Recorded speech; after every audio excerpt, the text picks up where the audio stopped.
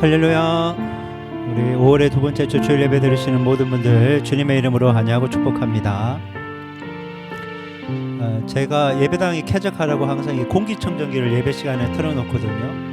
근데 이게 공기청정기라는 게 참 재미있어요. 뭔가 하면 우리가 좀 약간 불쾌한 냄새를 이렇게 청정도 해주지만 이게 커피 향이나 어떤 빵과 같은 좋은 향기도 이게 오염으로 생각하는지 막 팬이 막 돌거든요. 그러니까 구분을 못하는 거죠. 그냥 냄새로만 이렇게 맡는 것 같아요. 제가 이 공기청정기 돌리는 모습을 보면서 그 생각이 들었어요. 주님은 예배자를 찾는다고 했잖아요. 우리 안에 영적인 어떤 향기가 있을 거라는 생각이 드는 거예요. 그럼 주님이 우리의 향기를 어떻게 받고 계실까? 그 생각이 드는 거죠. 하나님, 예수님의 볼로 우리를 깨끗하게 씻겨 주셔서 예수를 닮은 예수의 향기가 나게 도와 주시옵소서. 이 고백이 되더라고요. 그래서 우리가 찬양하고 기도하고 말씀 들을 때 정말 주님 보시기에 올바른 모습으로 전심으로 예배를 드릴 수 있게 바랍니다. 좀 부족하고 연약함이 있을 수 있어요. 일주일 내내 속상하고 혈기 부리고 마음에 안 드는 일이 많았을 수 있죠. 하지만 여러분, 주님 우리를 있는 모습 그대로 받아주시는 줄 믿습니다. 누가복음 15장에 나오는 탕자의 아버지, 그 아버지는 아들을 있는 모습 그대로 받아주는 거예요. 여러분, 네가 내 재산 다 가져가고 거짓골로 와서 무슨 낯짝으로 왔냐 그랬으면 못 돌아와요. 근데 주님은 그 아버지라는 거죠. 다 받아주는 거예요. 여기에서 여러분 꼭 그 사랑의 주님 만나고 돌아가는 은혜가 있기를 소망합니다. 그래서 이렇게 기도하며 나아갔으면 좋겠습니다. 주님, 나를 있는 모습 그대로 받아주시니 감사합니다. 오늘 이 시간 주님을 만나고 돌아가게 하여 주시옵소서. 이렇게 기도하며 주님께 나아가겠습니다. 같이 기도합니다. 하나님 아버지 감사합니다. 하나님 아버지, 오늘 이 시간 우리를 있는 모습 그대로 사랑하여 주시고 하나님의 사랑으로 하나님 말마다 우리를 새롭게 빚어가시니 감사합니다. 하나님 아버지, 오늘 이 시간 하나님 진정한 주님을 만나기 합당한 예배자로 서 있기를 원합니다. 하나님 아버지, 오늘 이 시간 우리의 마음 가운데 예배하고자 하는 열정과 사모함을 허락하여 주시고 하나님 임재하시는 주님, 만나주시는 주님, 치유하시는 주님, 회복시켜 주시는 주님을 하나님 우리 모두 풍성히 경험할 수 있도록 하나님 도와주시옵소서. 위로가 필요합니다. 소망이 필요합니다. 간절함이 필요합니다. 은혜가 필요하오니 주님 각자에게 맞는 모습으로 만나주시고 꼭 주님의 은혜로 인해 우리의 믿음과 우리의 삶이 새로워지는 하나님 통실의 대칭같이 올라가는 셈을 공급받는 시간이 될 수 있도록 하나님 도와주시옵소서. 하나님 아버지 감사합니다. 하나님 이 시간 허락하셔서 우리가 주의 전에서 이렇게 주님을 예배하게 하시니 감사합니다. 예배 가운데 임재하시는 주님을 꼭 만나고 돌아갈 수 있도록 은혜 베풀어 주옵소서. 성령님 임하여 주시옵소서. 기름 부어 주옵소서. 예수님 이름으로 기도했습니다. 아멘. 우리 하늘 보좌 함께 찬송하겠습니다.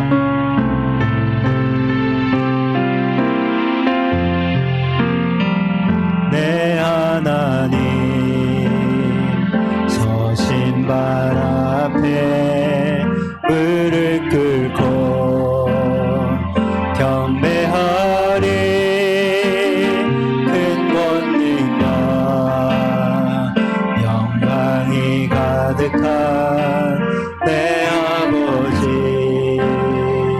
계시니고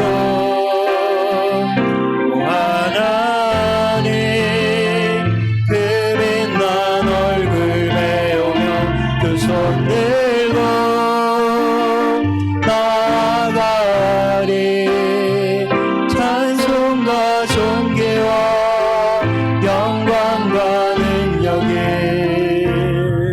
이곳 하나님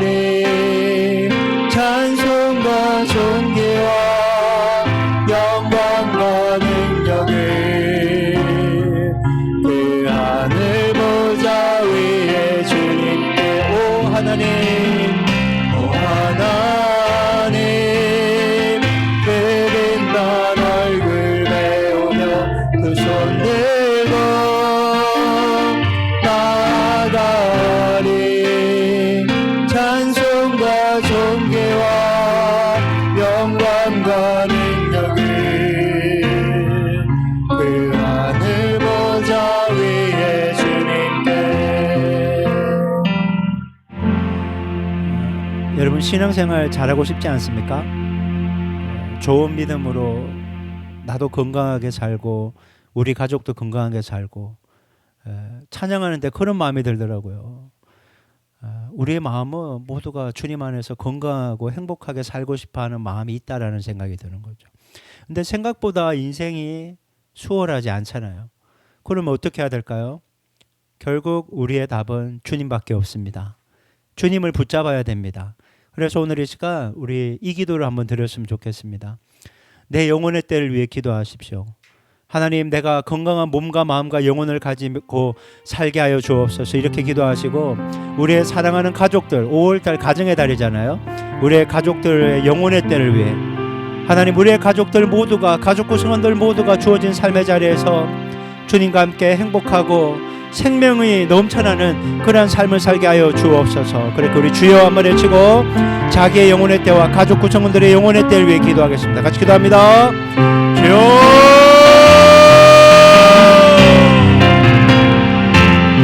하나님 아버지 감사합니다. 하나님 아버지, 오늘 이 시간 우리의 영혼의 때를 위해 기도합니다. 하나님, 육의 모습으로 살아가는 것으로 인해 만족하는 것이 아니라 하나님 아버지, 눈에 보이는 평안함이 아니라 안정감이 아니라 주님과 함께 동행하는 기쁨과 소망과 참된 샬롬의 은혜가 하나님 우리의 삶 속에 넘쳐나기를 원합니다. 하나님 아버지, 주어진 삶의 자리에서 힘들고 지치고 속상하고 답답할 때도 많습니다. 하지만 아버지, 그 모든 순간 속에서도 주님 우리와 함께 하시며 우리를 아름다운 모습으로 다듬어 가심을 믿사오니 하나님 아버지, 입술과 마음과 생각이 새로워지게 하시고 주님만을 믿고 바라고 소망하는 주님은 선한 목자 되심을 우리가 다시 한번 깊이 있게 깨달아 알게 하옵소서. 하나님, 우리의 가족 구성원들을 위해서 기도합니다. 잃어버린 영혼들, 아직 예수를 몰라 죽어 있는 영혼들이 꼭 살아나는 은혜가 있기를 소망합니다. 하나님, 구원의 간정이 우리의 가족들에게 임하기를 원합니다. 하나님, 또 가족들의 여러가지 필요가 있사오니 하나님 아버지, 만나주시옵소서. 역사하여 주시옵소서. 하나님, 꼭 필요한 모습으로 주님, 인격적으로 주님을 만나 주님이 주시는 참된 생명과 소망 가운데 살아갈 수 있도록 하나님 이끌어 주시고 붙잡아 주시고 역사하여 주옵소서.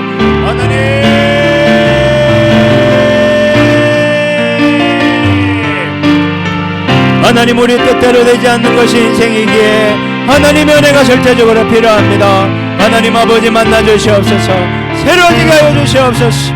하나님, 돌파의 은혜가 있게 도와주시옵소서. 육체 질병이 치유되게 하시고 틀어진 관계들이 회복되게 도와주시고 진압과 진로의 문이 열려지게 도와주시고 필요들이 공급되게 하시며 모든 문제들과 어려움을 돌파하여 하나님의 살아계심을 얼마나 풍성히 경험할 수 있도록 하나님 아버지 도와주옵소서. 열매 맺는 인생이 되게 도와주시고 부유함을 누리는 인생이 되게 도와주시고 주님의 뜻 가운데 살아갈 수 있도록 하나님 역사하여 주시옵소서.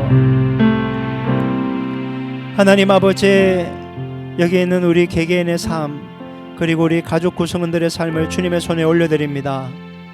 하나님, 애쓰고 몸부림쳐도 내 자신조차 우리 가족조차 내 뜻대로 되지 않습니다. 그래서 우리는 주님의 도우심이 필요합니다. 이러한 상황도 허락하신 하나님의 뜻이 있음을 믿습니다. 주님은 우리를 결코 버리지 않으시고 끝까지 우리를 붙잡으시고 선한 길로 인도하심을 믿습니다. 하나님, 믿음 약해지지 않게 하시고 눈에 보이는 상황에 사람 때문에 무너지거나 흔들리지 않게 하시고 끝까지 주님만 바라보며 나아가게 도와주옵소서. 주님의 은혜가 한량없이 부어져서 하나님 마침내 기뻐하고 즐거워하는 일이 우리 가운데 속히 임하게 될 줄 믿사오니 기도하고 기대하며 기다릴 줄 아는 참된 믿음 소유하게 하여 주시옵소서. 그렇게 우리 개개인의 삶과 우리의 가족을 이끌어 주신 하나님께 감사 찬양 올려드리며 살아계신 예수님 이름으로 기도했습니다. 아멘. 우리 네 번째 곡 은혜 아니면 찬송하겠습니다.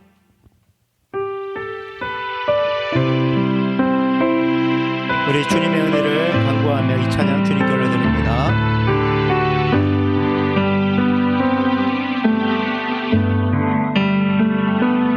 어둠 속 헤매이던 내 영혼 갈 길 몰라 방황할 때에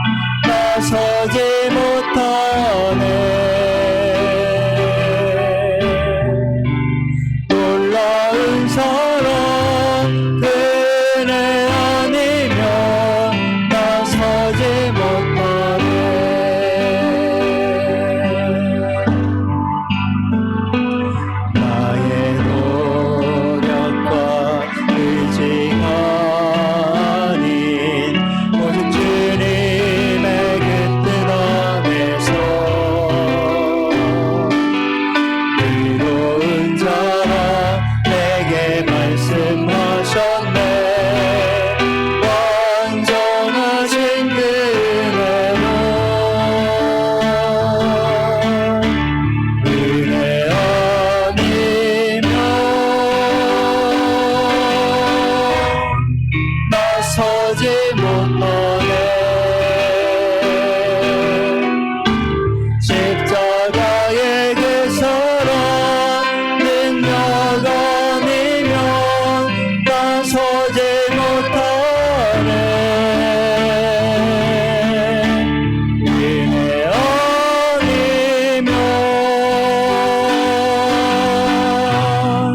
나서지 못하네. 놀라운 사랑 은혜 아니면 나서지 못하네. 은혜 아니면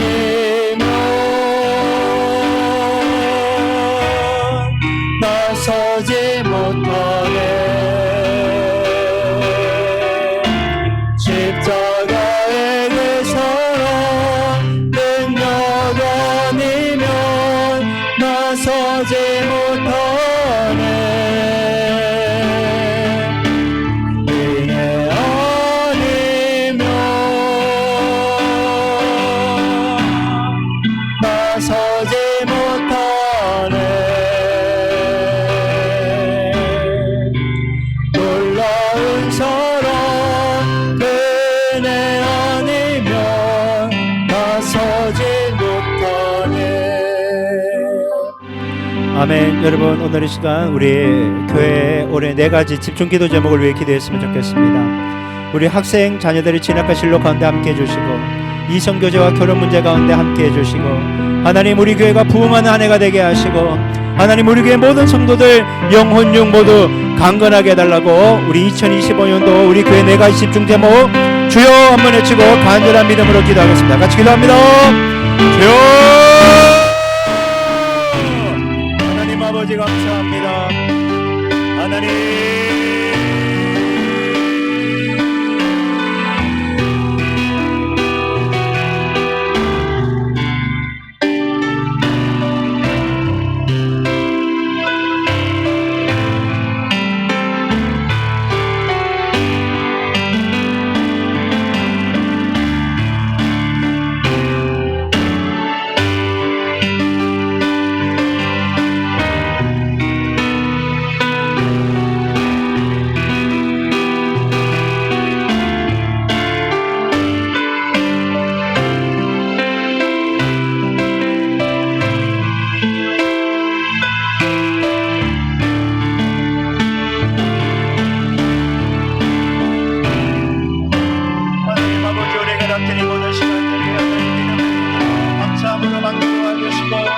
하나님 아버지 주님들 안에서 하나님 우리 모두 양육하여 선을 이룰 수 있는 복된 날이 임할 수 있도록 하나님 아버지 이끌어 주옵소서.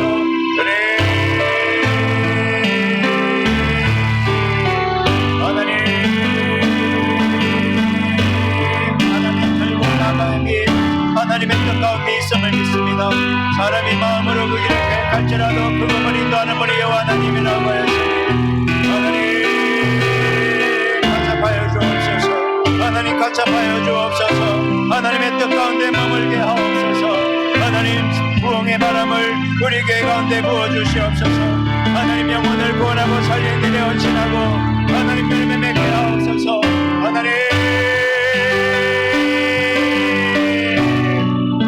하나님 아버지 우리 모든 교회 성도들이 하나님 아버지 주님 앞에 합당한 믿음의 길을 걸어가므로 몸에 칼되는 일이 하나 없도록 하나님 영혼 육모두 강건하고 잘되는 복이 임할 수 있도록 하나님 아버지 임하여 주옵소서. 하늘 문을 여시고 은혜 베풀어 주시옵소서.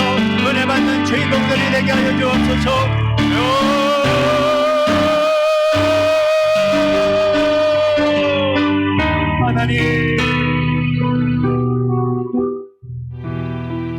하나님 아버지 너무나 감사합니다. 연약하고 부족하지만 크신 주님, 역사하시는 주님이 우리의 아버지시기에 하나님 우리가 늘 은혜 가운데 살고 있습니다. 하나님 우리는 주님 앞에 서 있기가 너무나 부끄럽습니다. 마음이, 말이, 행동이, 생각들이 하나님 올바르지 못할 때가 많습니다. 하나님 예수님의 볼로 깨끗하게 씻겨 주시고 용서하여 주옵소서. 하나님 오늘 이 시간 다시 한번 순전한 마음으로 주님께 예배하고자 합니다. 하나님 아버지, 온 마음과 뜻과 정성을 다해 주님을 예배할 때 살아계신 주님 꼭 만나게 하여 주옵소서. 하나님, 예배드리면서 치유가 일어나게 하시고, 예배드리면서 꿈과 비전을 발견하게 도와주시고, 예배할 때 하나님 은혜를 충만하게 받아서 새 힘을 얻는, 독수리의 날개층같이 올라가는 새 힘을 얻는 그러한 시간이 되게 하옵소서. 예배의 모든 순서를 주님 결탁합니다. 이 예배를 통해 주님 영광 받아 주옵소서. 예수님 이름으로 기도했습니다. 아멘. 오늘은 가정주일로 섬기기 때문에 우리 교독문 98번 어버이주일 함께 교독하겠습니다. 내 부모를 공경하라.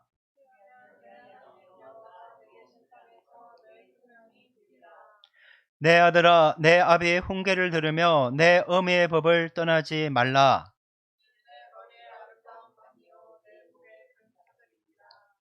너를 낳은 아비에게 청종하고 내 늙은 어미를 경히 여기지 말지니라. 자녀들아, 주 안에서 너희 부모에게 순종하라. 이것이 옳으니라.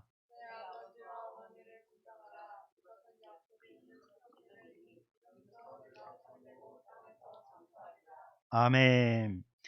오늘 우리 교회 소식 전해드리겠습니다. 주보 사면을 참조하시기 바랍니다. 여러분, 예배 속에서 임재하시는 주님을 꼭 만나고 돌아가시기를 주님의 이름으로 축복합니다. 오늘은 가정주일입니다. 어버이주일이기도 하고 이번 주와 다음 주일까지 우리 자녀들과 부모에 대한 내용으로 설교를 하도록 하겠습니다.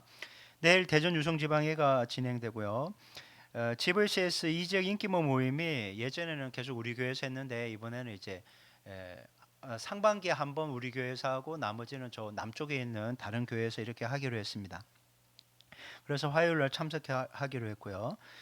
우리가 조금 전에 기도했지만 여러분 2025년도 이 집중기도 제목 우리 계속 기도를 쌓아야 되거든요. 그래서 여러분 기도가 절대 없어지지 않아요. 그러니까 이 기도 잘 쌓으실 수 있게 바랍니다. 쌓으면요 다 복이 돼요. 정말 이것만큼 남는 장사가 없어요. 이 기도는요, 자 따라합니다. 30배, 60배, 100배. 지금 마이너스인 것 같아도 괜찮아요. 손절 치지 마세요. 아시겠어요? 너무 이게 주식 얘기하나? 절대 손절 치지 마시고 끝까지 기도하면 30배, 60배, 100배로 결과 맺는 은혜의 때가 옵니다. 그러니까 여러분 믿으시고 끝까지 기도하고 인내하실 수 있게 바랍니다. 우리 나머지 모든 광고는 주보를 참조하시기 바라고 궁금한 사항은 담당 교육자인 저에게 문의하시면 친절히 안내해 드리도록 하겠습니다. 이제 준비하신 예물을 위해서 우리 한영자 집사님께서 봉헌 기도해 주시겠습니다. 하나님 아버지 감사합니다. 수많은 죄를 지어 거룩하신 주님 앞에 감히 나올 수 없음에도 불구하고 사랑하고 안아주시며 우리의 불의한 것을 기억하지 않으시는 그 크신 사랑에 힘입어 오늘도 주님 앞에 나와 찬양하며 말씀 듣게 하시니 감사합니다. 내가 주인이 되어 내 생각 내 마음대로 정죄하며 불평불만하였을 때가 많았습니다. 그러면서 기쁨과 행복을 찾았고 참된 평안이 없었습니다. 이제부터는 내 삶을 맡으시고 주관하시는 예수님만을 주인으로 모시며 의로부터 주시는 참된 기쁨과 평안을 경험하며 살아갈 수 있도록 도와주시옵소서. 율법을 듣는 자가 되지 말고 율법을 행하는 자로 말씀을 늘 가까이 하여 주님의 뜻을 잘 분별하며 순종할 수 있도록 믿음을 더하여 주시옵소서. 세종 베이직교회를 위해 기도합니다. 영혼 구원하고 돌보는 일에 쓰임받으며 하나님이 주인 되는 교회로 양적 질적으로 부흥성장하는 교회 되기를 원하오니 주여 은혜 베풀어 주시옵소서. 말씀 전하시는 담임 목사님 건강을 지켜주시고 주님의 말씀에 순종하실 수 있도록 모든 환경을 지켜주시고 보호하여 주시옵소서. 이 시간 감사한 마음으로 헌금하게 하심을 감사드리며 우리를 의롭게 하실 수 있는 예수님의 이름으로 기도하였습니다. 아멘. 우리 찬송가 50장 내게 있는 모든 것을 3절 찬송하시면서 준비하신 예물 하나님께 올려드리겠습니다.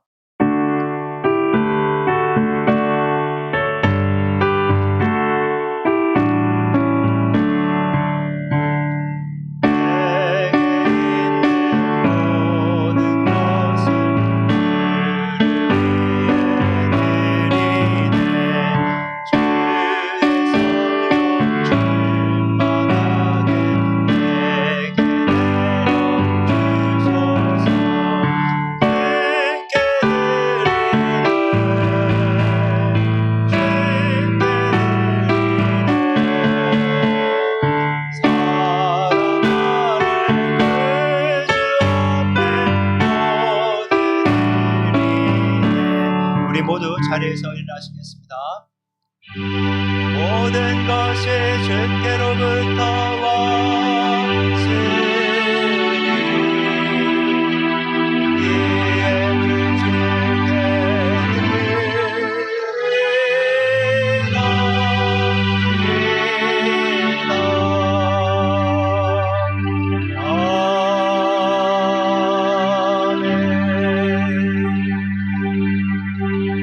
첫째로 하나님 말씀 봉독하겠습니다. 하나님께서 우리에게 주신 말씀은 에베소서 6장 1절부터 3절까지 말씀입니다. 에베소서 6장 1절, 2절, 3절 우리 세 구절밖에 안 되고 짧으니까 한 목소리로 합독하겠습니다. 같이 읽겠습니다. 시작. 자녀들아 주 안에서 너희 부모에게 순종하라. 이것이 옳으니라. 내 아버지와 어머니를 공경하라. 이것은 약속이 있는 첫 계명이니 이로써 내가 잘되고 땅에서 장수하리라. 아멘. 자리에 앉으시기 바랍니다.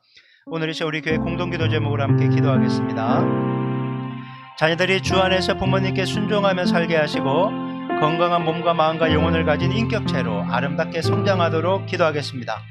우리 교회가 주님 맡기신 사명을 충실히 감당하여 영혼을 구원하고 돌보는 일에 힘써서 부흥하고 성장하도록 기도하시고 5월 가정의 달 가족들의 영혼의 때를 위해 기도할 때 구원과 회복과 힘을 얻는 은혜가 가족 구성원 모두에게 풍성히 임하게 해달라고 공동기도 제목으로 함께 기도하겠습니다. 같이 기도합니다.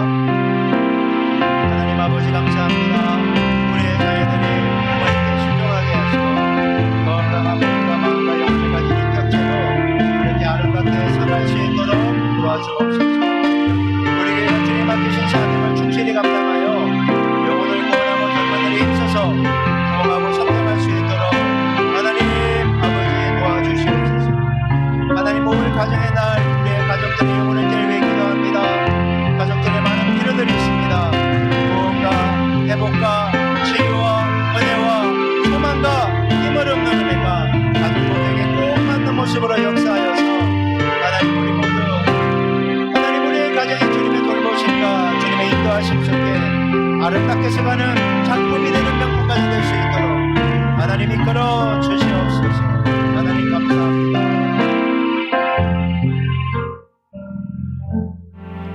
하나님 아버지 감사합니다. 5월의 가정의 달입니다.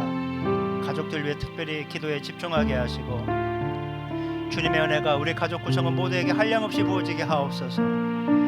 가정이 건강해지면 학업도 직장일도 사업도 신앙도 아름답게 서갈 줄 믿습니다.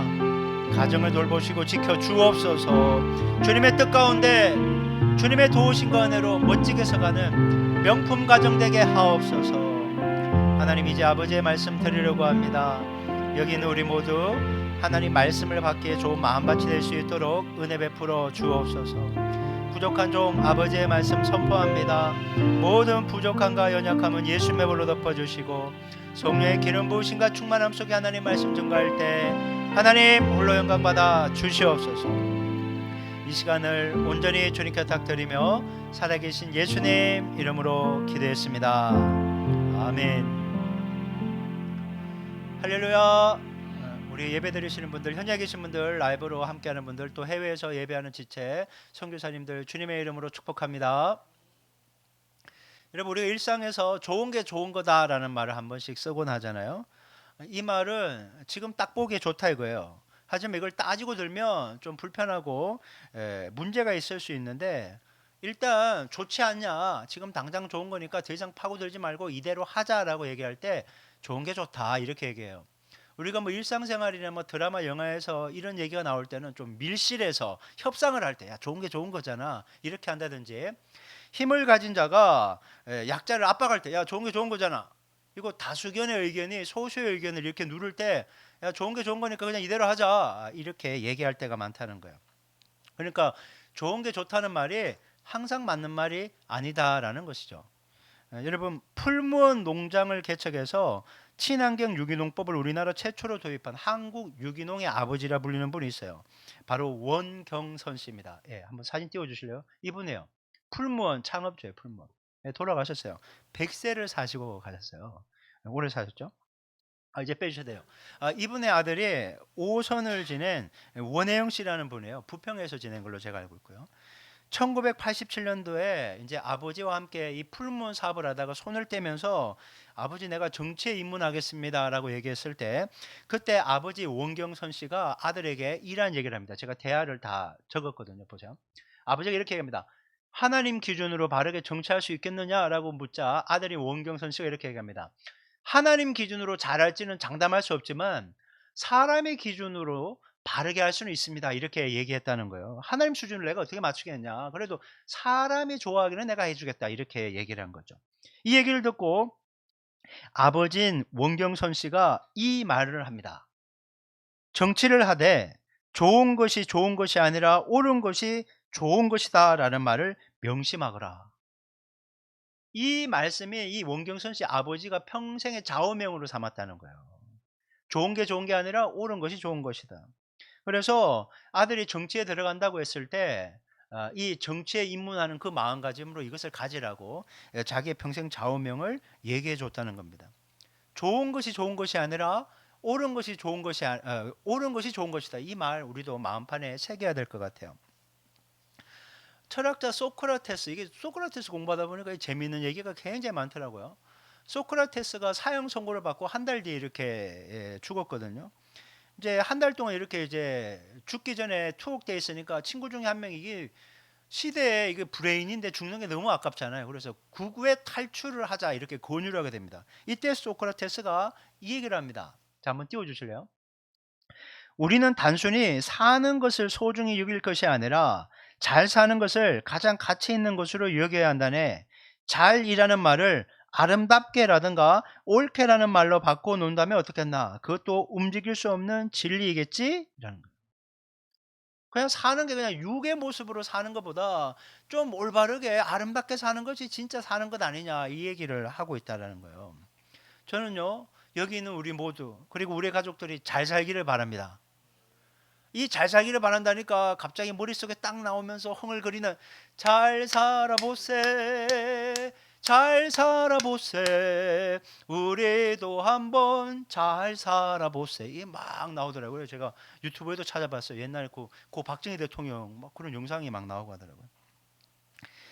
여러분 잘 산다는 게 어떤 거예요? 단순히 세상에서 부와 성공과 화려한 그러니까 성공해서 안정적으로 사는 게 잘 사는 것인가? 그렇지 않다는 거죠.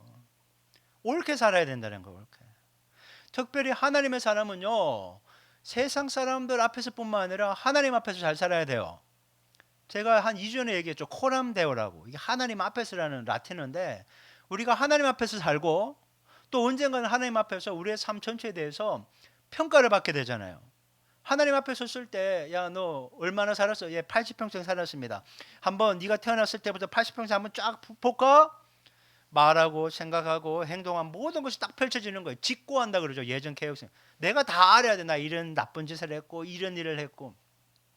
그날이 부끄러운 날이 아니라 하나님께 잘했다 칭찬받는 날이 되려면 여러분 지금부터라도 하나님 앞에서 옳게 살아야 되는 거예요. 옳게 살아야 돼요. 진짜 옳게 살아야 됩니다. 오늘 본문은 특별히 자녀들이 어떻게 하나님 앞에서 옳게 살 수 있는지 우리에게 얘기해 주고 있는 거예요. 성경적인 자녀의 모습, 역할에 대해서 얘기해 주고 있는 거예요. 여러분 우리가 이 땅에 태어났다면 누군가의 자녀라는 거예요. 그렇죠? 육신의 부모님이 살아 계시면 분명히 자녀이고 그리고 뭐 결혼을 해서 부모가 되었다면 나도 자녀가 있다는 거예요. 그러니까 이게 자녀만 들어야 되는 게 아니라 모든 사람이 자녀이기 때문에 들어야 될 말씀이라는 거죠. 여러분 사람들에게 가족은요 여전히 소중하고 각별한 존재예요. 하지만 점차 가족 관계에 대한 인식이 계속 변화하고 있다는 거예요. 예전과 지금은 완전히 다른 것 같아요. 엠브레인 트렌드 모니터라는 조사 전문 기업에서 가족 관계에 대한 인식 조사를 실시했는데요. 한번 띄워 주실래요? 가족의 의미하면요 가장 먼저 떠오르는 게 편안함이래요.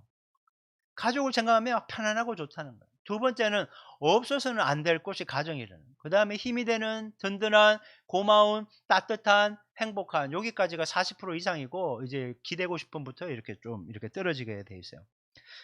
여러분의 가정은 어떠세요? 금방 띄워드렸던 이러한 것처럼 이런 느낌이 오나요? 의미가 그런가요? 오늘날 우리 가족의 가치가요 점점 약해지고 있고요. 유대 관계도 굉장히 소원해지고 있다라는 거죠. 특히 부모와 자식 간의 이게 관계와 소통이요 예전보다 훨씬 약해지고 있다는 것을 부인할 수가 없어요. 3, 40년 전만 해도 부모님이 야 이리 와 그러면요 얘기 들을 때 딱 무릎 꿇고 들었어요. 요즘에 뭘 무릎 꿇고 들어요? 아 피곤해요. 카톡으로 보내 막 이런다고.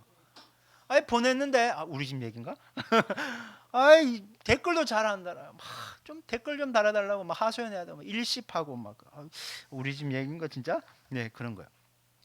통계 자료에 따르면 한국의 부모와 자녀 간의 하루 평균 1시간 미만의 대화 시간을 갖는 경우가 대부분이래요. 66.2%. 저는 실제로 이거보다 더 많을 거라 생각해요. 특히 아버지와의 대화는 적고 제가 이 자료 조사하면서 참 많은 생각이 들었어요. 아버지와의 대화는 적고 어머니와의 대화는 상대적으로 많다. 그런데요. 충격적인 게 뭔지 아세요? 대화 부족의 원인. 부모와 자식 간의 대화 부족의 원인이 주요 원인이 미디어 사용과 시간 부족이래요. 핸드폰에 PC에서 유튜브나 어떤 블로그 볼 시간은 아깝지 않은데 부모 자식 간의 대화 시간은 안 하겠다 이거예요. 아깝다 이거예요. 차라리 그냥 유튜브 보는 게 낫다는 거예요. 부모님 만나봐야 잔소리 나고 싫은 소리만 하니까 듣기 싫다는 거예요. 이게 현실이라는 거예요. 그래서 대화가 없다는 거예요. 여러분 가정은 하나님이 허락하신 공동체예요. 교회보다 먼저 생긴 게 가족이에요. 아담과 하와의 부부가 되잖아요. 서로 다른 배경을 가진 사람들이 서로 사랑해요. 여러분 한 7억 인구 되는데 그 중에 한 명이랑 결혼을 했다니까요. 그 속에서 사랑의 결실로 자녀가 태어났어요. 자녀를 양육해요. 이 과정 속에 부모와 자녀 간의 이 관계 소통은요 절대적으로 중요해요. 근데 이것이 약해지고 있다는 거예요. 안 하고 있다는 거예요. 왜? 스마트폰 부분이라고 안 하고 있다는 거예요. 방문 닫고 들어가서 PC 켜놓고 있느라고 대화를 안 한다는 거예요. 대화를 안 한다는 거예요. 그래서 이번 주와 다음 주에 성경적인 자녀의 모습은 어때야 되는가? 성경적인 부모에 대해서는 어때야 되는가? 이것을 살펴보려고요. 여러분 잘 배우고 익혀서 정말 성경적으로 바른 자녀, 부모 되는 은혜가 우리 모두에게 있기를 소망합니다. 아멘이 이게 이제 제가 이번 주와 다음 주 설교를 이렇게 준비하고 마무리하면서요 참 많은 생각을 했어요. 참 부끄럽다. 외부에서 누구 불러놔놓고 얘기하라고 할까? 막 그런 생각이 들었어요. 제가 오죽했으면 다음 주에는 사모가 설교하라고 내가 이렇게 얘기했겠어요. 참 부끄러운 일이 많아요. 그래도 해야 되는 숙명이니까 자 이제 본문 살펴볼게요. 자 오늘 성경에서는요 성경적인 자녀는 어떤 모습을 해야 되는가 우리에게 얘기해요. 자 첫 번째가 뭔가 하면요 자녀들이 주 안에서 부모에게 순종하는 것은 옳은 일입니다. 이렇게 얘기해요. 자, 오늘 본문 1절 말씀을 한번 볼게요. 자, 1절 읽어볼게요. 시작. 자녀들아, 주 안에서 너희 부모에게 순종하라. 이것이 옳으니라. 자, 그 띄워주세요. 잠깐만. 아니야. 자녀들아, 주 안에서 너희 부모에게 순종하라. 그러면 일반적인 도덕적인 윤리잖아요. 그런데 성경은요, 이것이 옳으니라라고 옳으니라는 말씀 하나 덧붙여요. 그러니까 이게 다른 특별한 의미가 있다는 거예요. 옳다라는 말. 자, 오늘도 지난주처럼 원어를 한번 풀어볼게요. 자, 한번 클릭해 주세요. 아까처럼. 자, 여기에서 주 안에서 너에게 부모에게 순종하라 할 때 순종하라는 말은 히파코라는 헬라어를 쓰는데 이게 귀 기울여 듣다, 따르다, 복종하다, 영접하러 나오다라는 뜻이요. 마지못해 억지로 따르는 것이 아니라 말하는 사람을 존중하기에 마음을 열고 귀담아 듣고 그 가르침을 따른다라는 것이 순종한다라는 의미라는 거예요. 어. 여러분 부모가 자녀에게 무슨 말을 할 수 있잖아요, 그렇죠? 그게 뭐 충고로 들리든 좋은 가르침이든 뭐 잔소리로 들리든 뭔가를 얘기를 할 수 있어요. 그때 자녀가 부모에게 엄마 아빠가 나한테 해준 게 뭔데? 이런 소리 하면 절대 안 된다는 거예요. 낳아줬죠. 길러줬죠. 자립하기 전까지 이런 모양으로 서포트하는 건요. 부모로부터 다 나오는 거죠. 그래서 한번 보세요. 우리 자녀들 자기가 지금 입고 있는 거 있잖아. 먹고 있는 거 있잖아. 들고 있는 스마트폰, 누리고 있는 모든 것이요. 부모에게서 왔어요. 또 막 이렇게 얘기하면 난 알바해서 다 해요. 막 또 이런 소리 하는데 초등학교 때 무슨 알바를 했겠어. 다 어릴 때부터 지금까지 그거 다 할 수 있게 부모가 서포팅 했다는 거예요. 자식이 부모에게 해준 게 엄청 많아요. 이거 A4에 딱 앉아서 날마다 적으면요, 이게 보통 일이 아닐 거라고요. 제가 이게 한번 갑자기 설교 준비하다가 이 생각이 든 거예요. 도대체 자녀 한 명을 양육하는데 돈이 얼마나 들까? 양육비. 이게 한번 찾았더니 작년에 했던 또 조사 결과가 따끈따끈한 게 있더라고요. 그거 제가 일부러 주부회까지 실었어요. 이거 갖고 가서 자식한테 보여주고 내가 이만큼 너를 위해 쓴다고 보여주라고 일부러 제가 거기에 당이 거예요.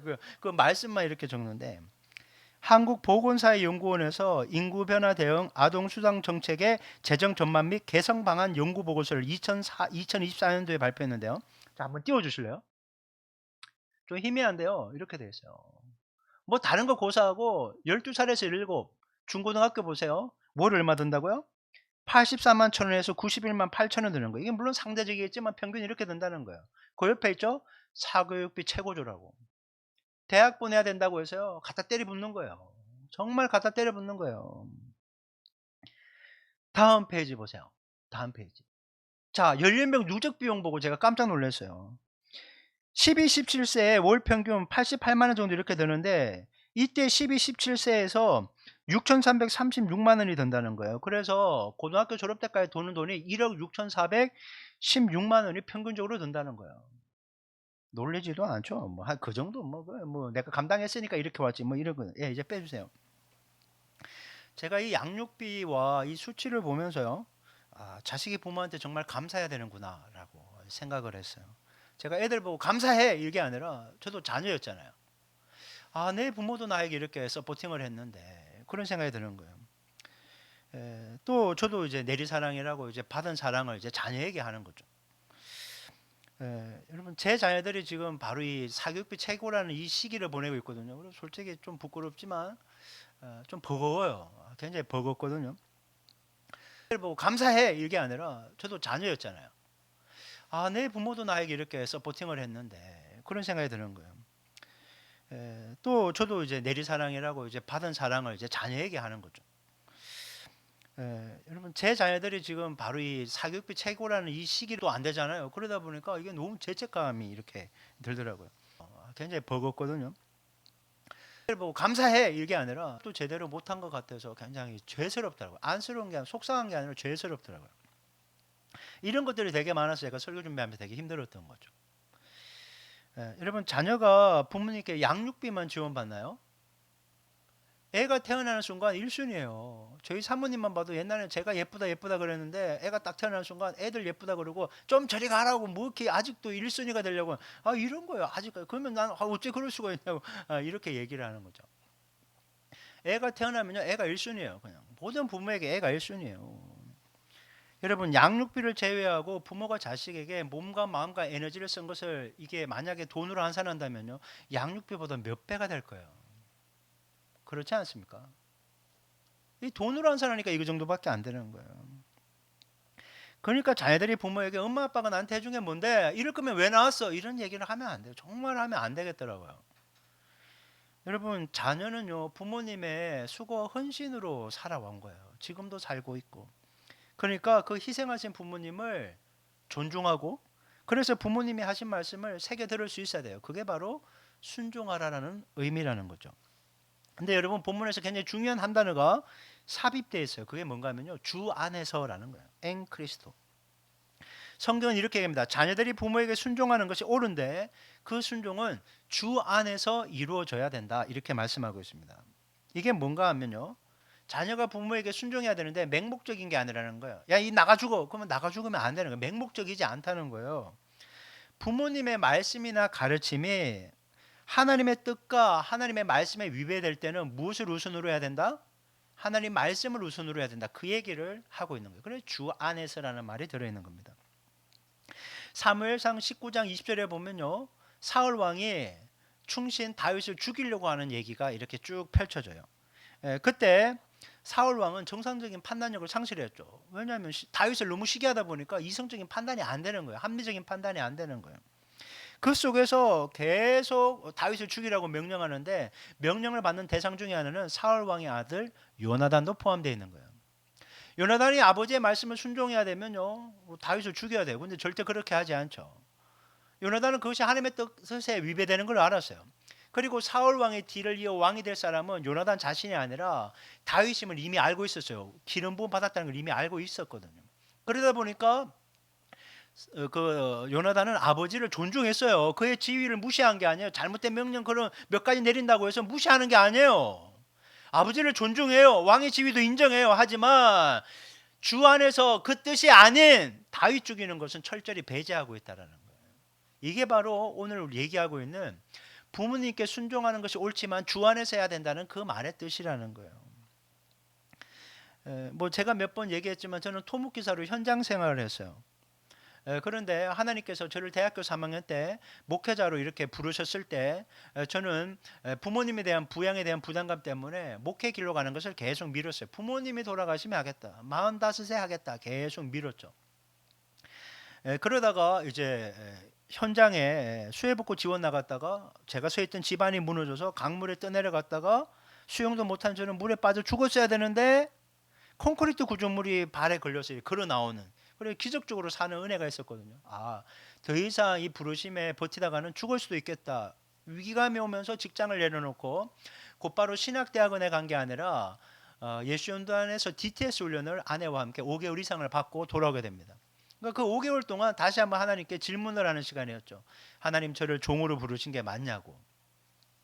근데 그 5개월 동안은 정말 뭐 다른 것도 아니었어요. 주님과 함께 동행하면서 다시 한번 소명을 확인받고 주님과 행복한 시간을 보내는 시간이었죠.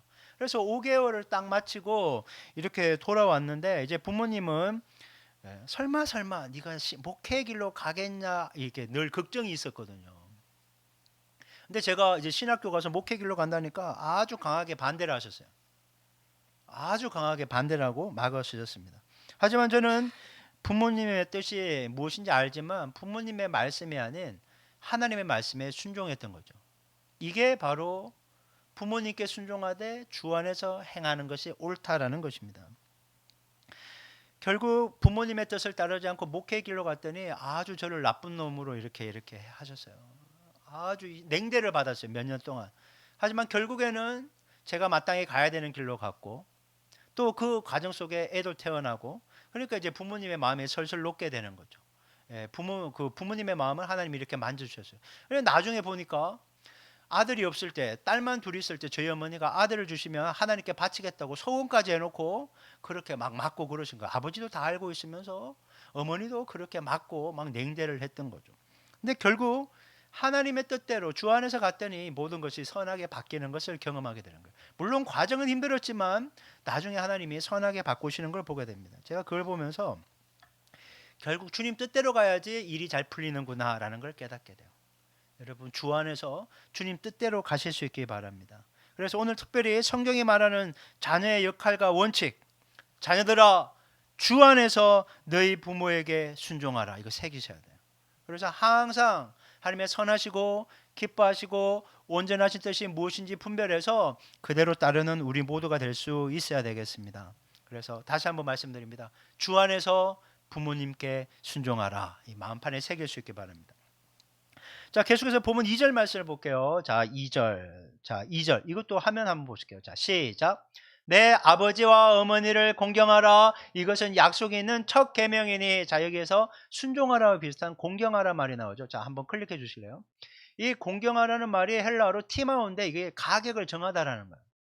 존경하다, 귀하게 여기다, 돌보다. 자, 어른이 하는 얘기가 있고요.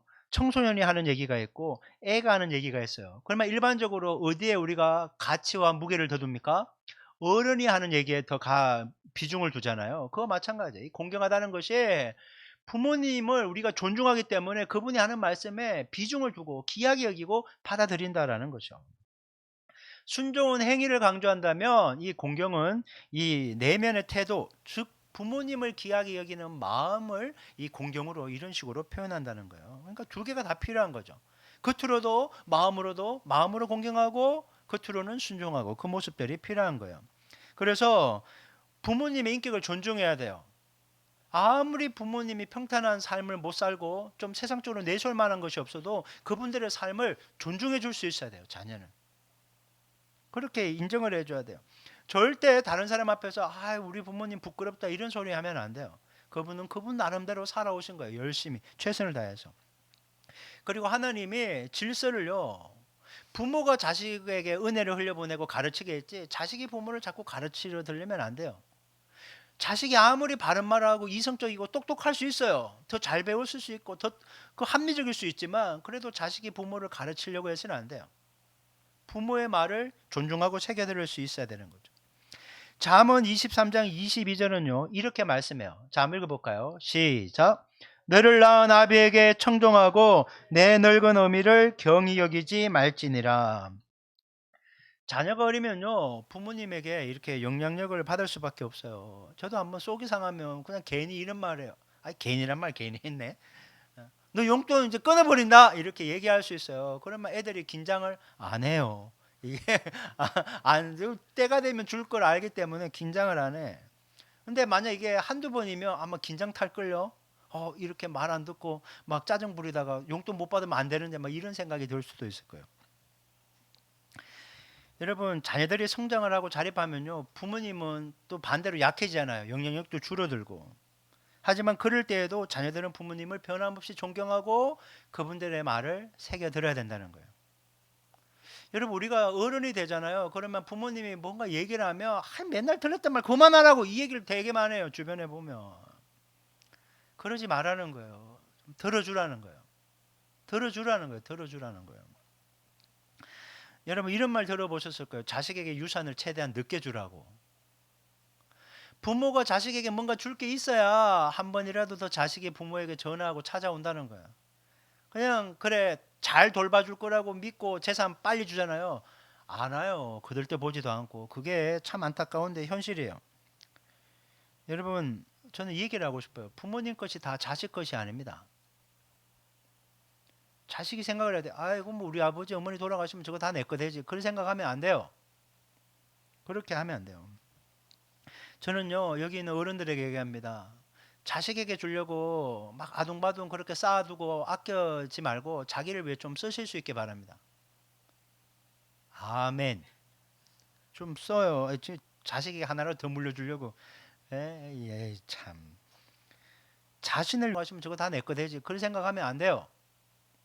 그렇게 하면 안 돼요. 저는요 여기 있는 어른들에게 얘기합니다. 자식에게 주려고 그 사람이 죽었을 때 그 집 어머니가 어떤 농 앞에서 자식의 옷을 이렇게 정리하면서 얘기를 해요. 자식들한테는 다 퍼져놓고 지를 위해서는 농 한 칸이 전부였네 이렇게 하는데 그게 좋은 게 아니에요 절대. 왜 자기를 위해 쓰지 못하고 무조건 다 퍼줍니까? 그렇게 살지 마시라고요. 자식도 너무 그렇게 바라지 말고 부모도 절대 그런 식으로 살아서는 안 돼요. 자식을 양육한 책임이 부모에게 있지만 자기 인생이에요. 자기 인생이에요.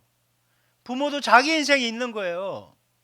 자식을 위해 무조건 다 그냥 희생하는 거 그거 옳지 않다는 거예요.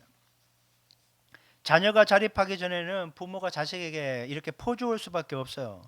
하지만 어느 순간이 되면요 자식이 자기도 자립하고 뭔가 좀 여유가 되면요 부모 돌볼 줄도 알아야 돼요. 아유 뭐 우리 부모님은 뭐 연금도 있고 괜찮게 사는데 용돈 같은 거 안 드려도 돼. 아니에요. 용돈을 꼭 주시기 바랍니다. 줘야 돼요. 단돈 5만 원이라도 드려야 기뻐해요.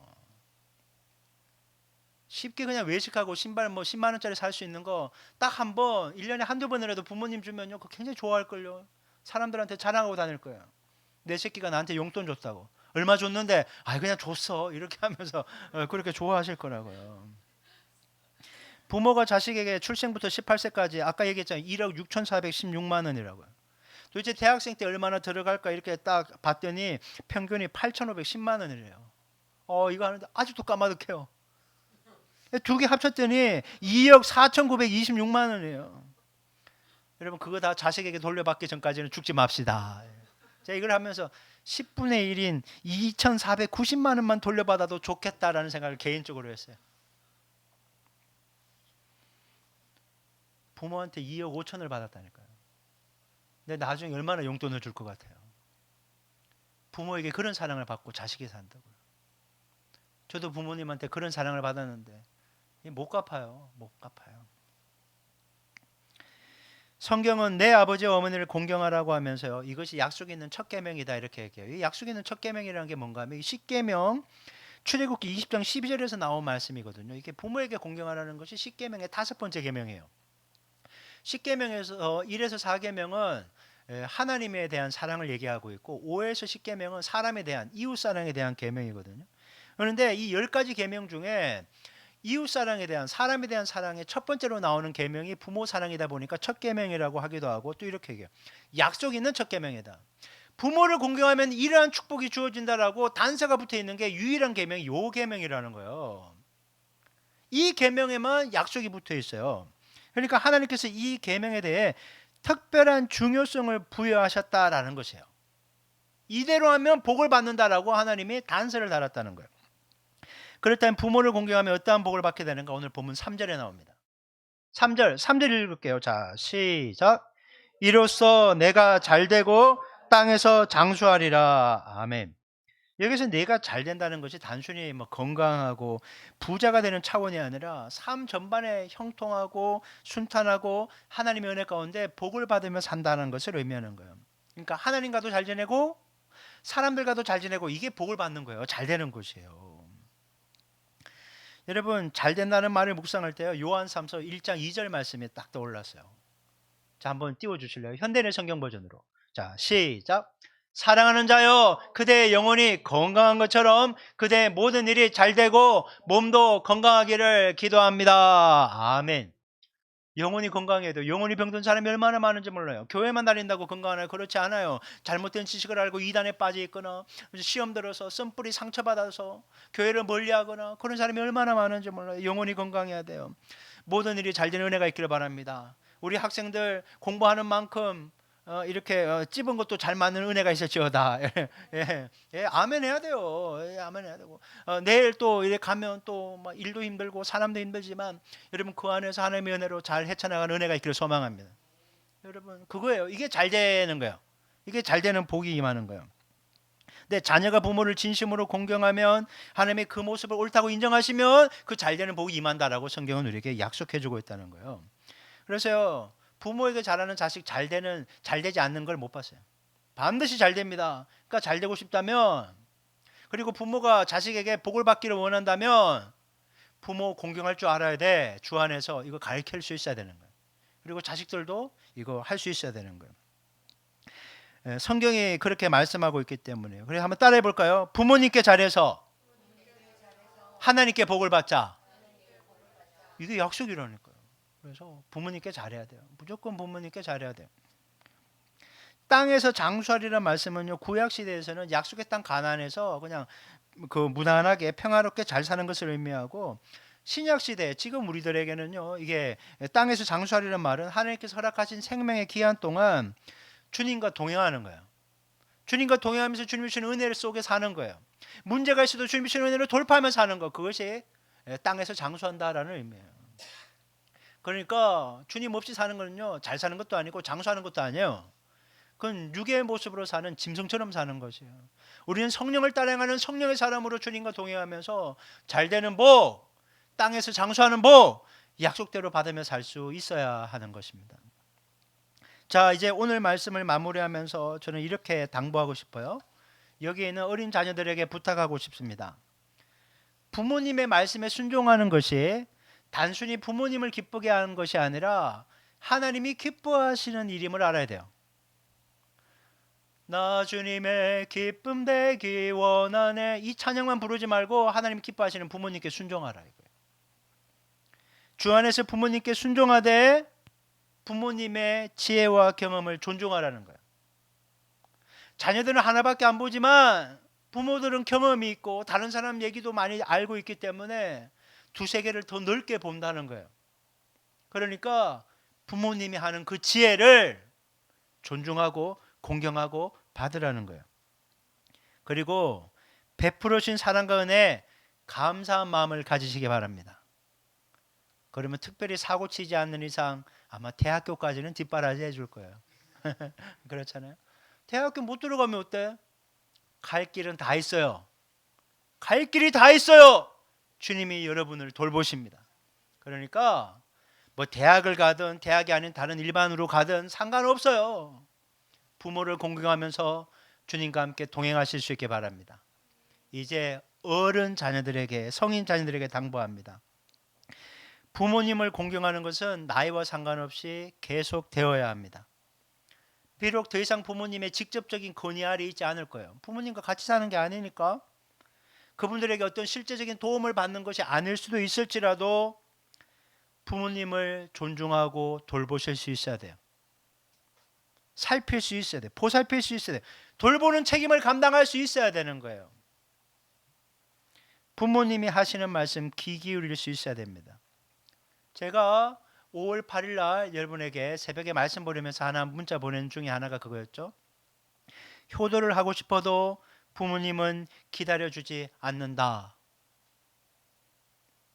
저 아버님 이제 2년 전에 돌아가셔서 올해 이번 달 말이 기일이거든요. 근데 전화를 잘 못했어요. 바쁠 때는 뭐 2주에 한 번씩 하고 막 그랬어요.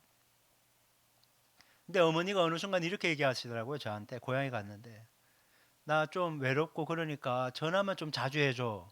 그래서 일주일에 전화를 제가 3번 합니다 지금. 왜 이렇게 전화를 자주 안 해? 그럼 안 해도 돼 이렇게 얘기해도요. 안 하면요 바로 전화 오셔요. 기다리고 계시는구나.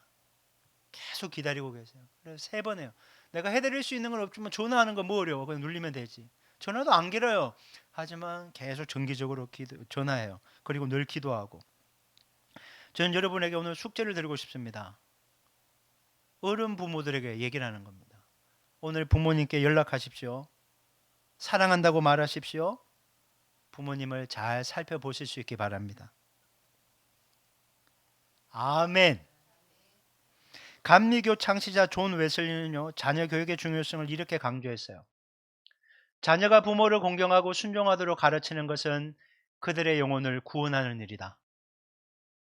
단순히 자녀가 부모를 공경하고 순종하는 것은 효가 아니라 이게 하나님의 말씀에 순종하는 것과 연결되어 있기 때문에 영혼을 구원하는 일이다라고 얘기하는 거예요. 하나님이 이 질서를 세웠어요. 여러분 절대 미국은 막 엄마 아빠하고도 어깨동무하면서 톰, 제리 이렇게 하는 거 아니에요, 여러분. 절대 그렇지 않아요. 하나님이 질서를 세웠다고요. 영적인 질서를. 부모가 머리예요. 자녀는 가지로 옆에 있는 거고. 부모에게 순종하는 법을 배우게 하신 거예요. 그래서 영적인 권위자인 하나님께 순종하는 법을 가정의 울타리에서 보고 배우라고 한 거예요. 그래서 신앙의 성장과 성숙은 교회에서뿐만 아니라 가정에서 자녀가 부모에게 순종하는 것을 통해서 이루어진다. 믿음이 좋습니까? 그런데 부모에게 못한다? 가짜. 부모에게 잘하는 사람이 하나님께도 잘한다. 꼭 기억하시고요. 그런 자녀들이 되시고 그런 자녀들로 양육하는 부모님 될 수 있기를 주님의 이름으로 축원합니다. 자, 오늘은 우리 특별히 우리의 부모님들을 위해 기도했으면 좋겠어요. 이미 부모님이 떠나신 분도 있겠지만 생존해 계신 분들이 대부분이죠. 우리 교회를 봐도 그러니까요. 우리 부모님들의 영혼의 때를 위해 기도합시다.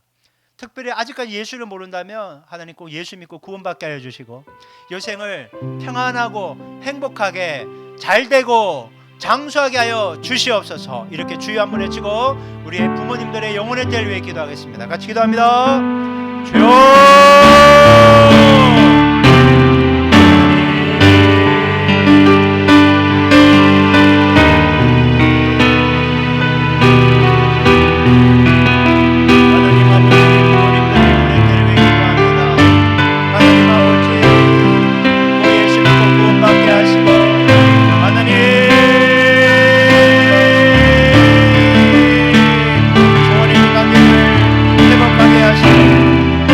깨어진 것처럼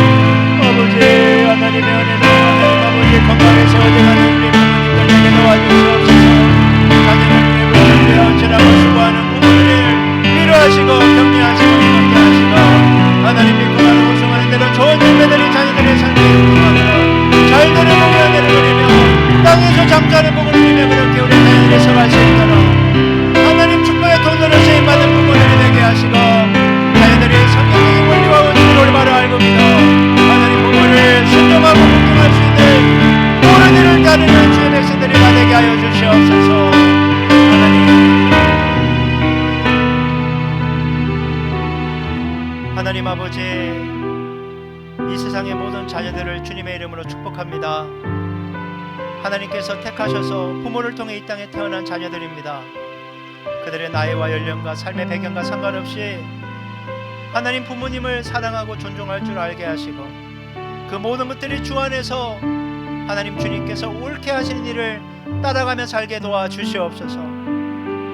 하나님 그 큰 사랑과 은혜를 받았으면서도 사랑한다는 말 한마디 전화 통화 잘하지 못했습니다.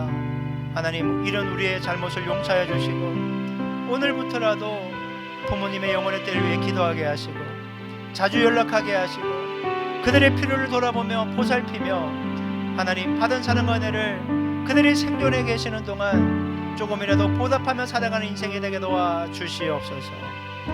하나님 우리 모두 이러한 부모 사랑을 하나님 사랑으로 연결하여 신앙이 아름답고 건강하게 서갈 수 있도록 주여 도와주시옵소서. 지금은 우리 주 예수 그리스도의 은혜와 하나님 아버지의 지극하신 사랑과 성령 하나님의 내주하시고 교통하시는 역사가 다시 한번 성경적인 자녀의 올바른 모습을 하나님 우리의 삶에 실제로 적용하면서 우리의 부모님들을 사랑하며 섬기며 존중하며 그렇게 살겠노로 결단한 모든 머리머리 위에 지금부터 영원토록 함께하기를 간절히 축원하옵나이다. 아멘.